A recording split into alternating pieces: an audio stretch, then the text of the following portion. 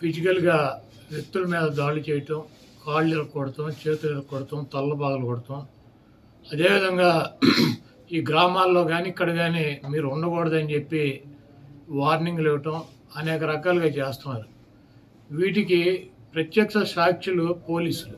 దగ్గరుండి వాళ్ళు కొడతంటే వీళ్ళు చూస్తూ నిలబడి ఎంజాయ్ చేస్తున్నారు.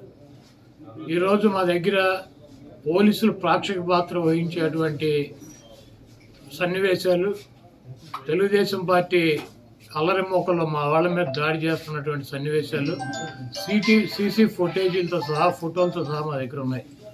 మేము ఎస్పీ గారికి కానీ, లేకపోతే లోకల్గా ఉన్నటువంటి పోలీస్ స్టేషన్లో కానీ కంప్లైంట్ ఇచ్చినా, ఒకవేళ మాకు ముందు సమాచారం ఉండి ఇలా గొడవ జరిగేటువంటి పరిస్థితి ఉందని చెప్పినా కూడా వాళ్ళు వచ్చి ప్రేక్షక పాత్ర వహించడం, అదేవిధంగా ఎటువంటి కేసులు కూడా కట్టినటువంటి పరిస్థితి లేదు.